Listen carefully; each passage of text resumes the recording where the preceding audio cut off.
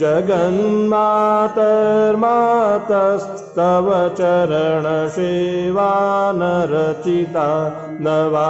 दत्तं देवि द्रविणमपि भूयस्तव मया तथापि त्वं स्नेहं मयि निरुपमं यत् प्रकुरुषे कुपुत्रो जायेत क्वचिदपि कुमाता न भवति परित्यक्ता